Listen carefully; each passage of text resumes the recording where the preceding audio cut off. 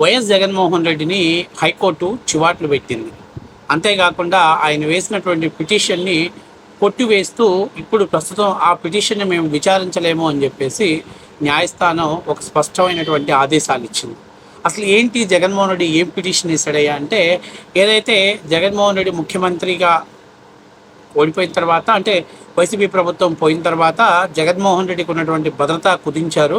నేను రాష్ట్రంలో తిరిగేటువంటి సుడిగాలి పర్యటన దృష్ట్యా నాకు భద్రతను కల్పించాలి, అది కూడా Z+ సెక్యూరిటీని కల్పించాలి, నాకు పొలిటికల్గా థ్రెట్ ఉంది కాబట్టి నన్ను చంపడానికి ప్లాన్ చేస్తున్నారు కాబట్టి దయచేసి నాకు భద్రతని కల్పించాలి అని చెప్పేసి మన పులివెందుల ఎమ్మెల్యే గారు హైకోర్టులో ఒక పిటిషన్ దాఖలు చేశారు.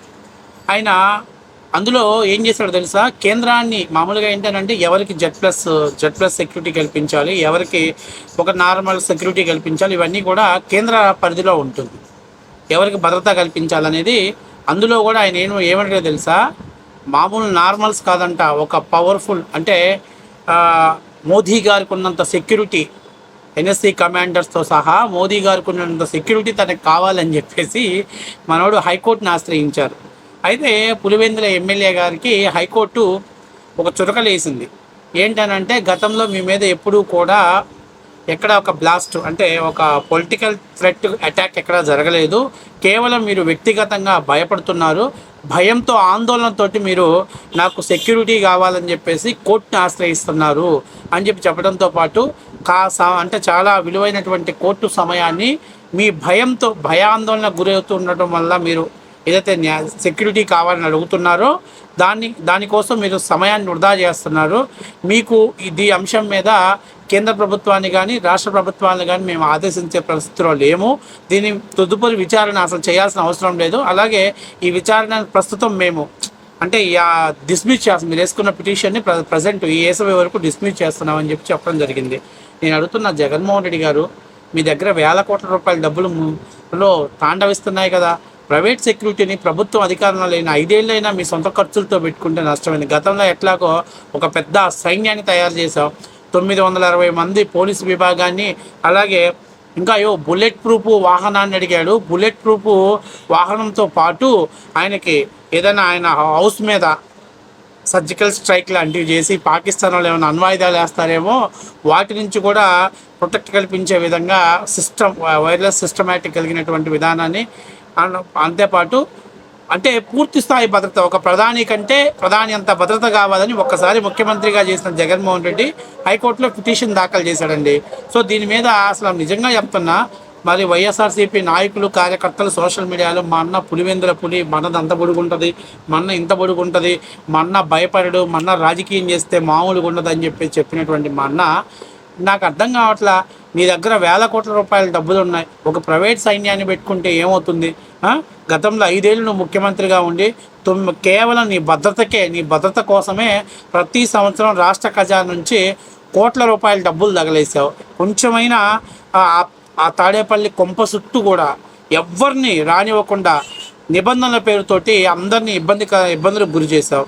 అయినా ఇవాళకి అక్కడ ఏదైతే నీకు ఏర్పాటు చేస్తారో రోడ్డు మీద ఏర్పాటు చేసిన టెంట్లు, గుడారాలన్నీ కూడా కూటమి ప్రభుత్వ అధికారంలోకి వచ్చాక తొలగించి అక్కడ నిబంధనలన్నీ కూడా సడలించేసి సామాన్య ప్రజలకి కూడా మామూలుగా ఎలాగైతే వెళ్ళాలో వాళ్ళకి కావాల్సినటువంటి అనుకూల విధంగా అక్కడ చేయటం జరిగింది.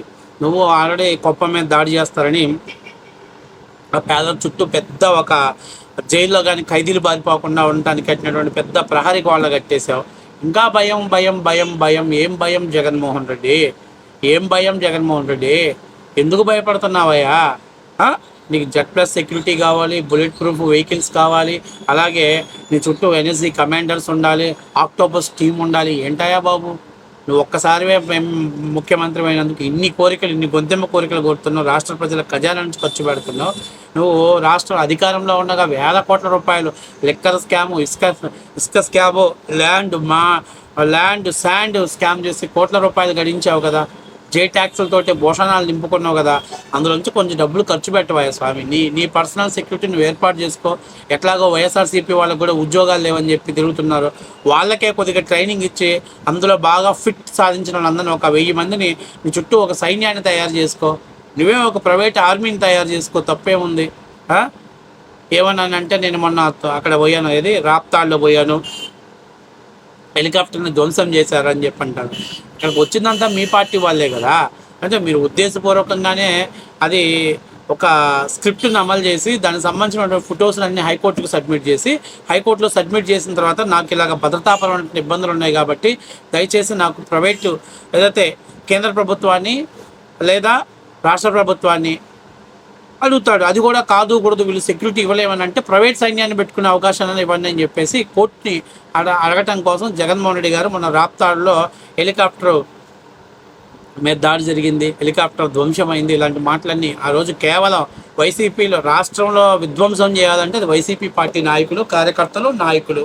నువ్వు ముఖ్యమంత్రికి రావడంతో అమరావతిని ప్రజావేదికను విధ్వంసం చేశావు, అమరావతిని విధ్వంసం చేశావు, పోలవరాన్ని విధ్వంసం చేశావు, విశాఖ స్టీల్ని విధ్వంసం చేశావు. సో కాబట్టి ఏదైనా ఇనాగ్రేషన్ చేయాలంటే నీ వల్ల కాదు, కానీ దాన్ని నాశనం చేయాలంటే మాత్రం జగన్మోహన్ రెడ్డి గారికి వల్ల అవుతుంది.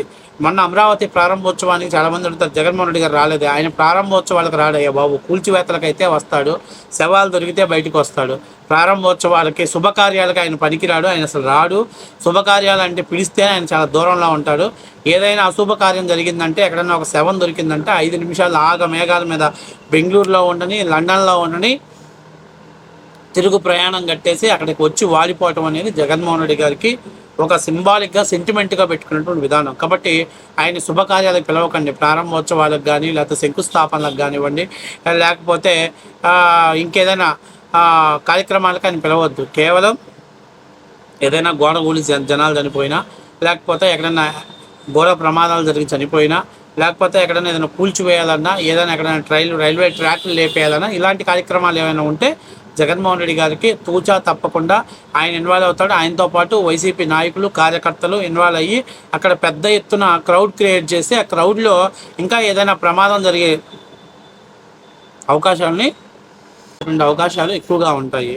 కాబట్టి జగన్మోహన్ రెడ్డి యొక్క మైండ్ సెట్ అది. కాబట్టి జగన్మోహన్ రెడ్డి గారు మిమ్మల్ని చంపాలని, మిమ్మల్ని లేపేయాలని అసలు ఎవరు స్కెచ్ చేయట్లా.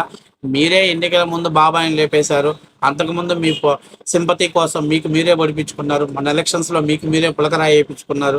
ఏదైనా పొలిటికల్ స్టంట్ ఏదైనా వేయాలంటే మీకు మీరే వేయాలి తప్ప నుంచి మిమ్మల్ని ఎవరు టచ్ చేయాలని కానీ, మిమ్మల్ని ఎవరు లేపేయాలని కానీ అసలు ఉద్దేశం లేదు. రాష్ట్ర ప్రజలు ఒక్కసారి అధికారం ఇచ్చినందుకు బాధపడుతున్నారు. కాబట్టి అధికారం ఉన్న 5 ఏళ్ళు ఒక సైన్యాన్ని నడుపుకున్నావు, రోజుకి లక్షల్లో ఖర్చు పెట్టుకున్నట్టు, కోట్ల రూపాయలు ఖర్చు పెట్టే విధంగా ప్రజల ధనాన్ని దుర్వినియోగం చేశావు. ఇప్పటికైనా నీ సొంత డబ్బులు, నీ పార్టీ ఫండ్ ఖర్చు పెట్టు స్వామి. ఇంకా ఎంతసేపు ఉన్న హైకోర్టులకు, సుప్రీంకోర్టులకి నాకు Z+ కేటగిరీ కావాలి, సెక్యూరిటీ కావాలి, నాకు బుల్లెట్ ప్రూఫ్ వెహికల్స్ కావాలి, అట్లాగే నాకు ఆక్టోపస్ కావాలి, ఏం టీమ్స్ కావాలి. ఏంటాయా బాబు జగన్మోహన్ రెడ్డి? ఒక్కసారి సీఎం అయితేనే నీకు అన్ని కోరికలా? అంత ఆశ, అంత వ్యామోహమా బతుకుతో మీద? కానీ నువ్వు ముఖ్యమంత్రిగా ఉన్నప్పుడు 100 మంది ప్రాణాలు పోయినా కూడా తాడేపల్లిలో కూర్చొని పబ్జీ ఆడుకుంటూ ఉన్నావు. ఇవాళ హైకోర్టు కూడా గట్టిగానే ఇచ్చింది. అసలు నాకు తెలిసినంత వరకు నెక్స్ట్ విచారణలో అసలు దాన్ని డిస్మిస్ చేసి పడేస్తారు. Pulivendula MLA, after Pulivendula MLA గారికి అంత సెక్యూరిటీ అవసరమా అని నిర్ణయించుకుంటారు. కాబట్టి ఇవన్నీ జగన్మోహన్ రెడ్డి గారు ఈ మధ్య జగన్మోహన్ రెడ్డి గారికి పొలిటికల్ థ్రెట్ ఉందని చెప్పడం కోసమే ఈ మధ్య ఆయన జరుగుతున్నటువంటి హాజరవుతున్న కార్యక్రమాలలో క్రౌడ్ క్రియేట్ చేయడం, ఆ క్రౌడ్లో విధ్వంసం సృష్టించడం, ఆ ఫొటోస్ని హైకోర్టుకు సమర్పించడం, తద్వారా హైకోర్టులో తమకి Z+ సెక్యూరిటీ కావాలని కేంద్ర రాష్ట్ర ప్రభుత్వాన్ని, అసలు కేంద్ర ప్రభుత్వం ఆదేశించాలని చెప్పేసి చెప్పడం కోసమే జగన్మోహన్ రెడ్డి ప్రయత్నాలు చేస్తున్నాడు.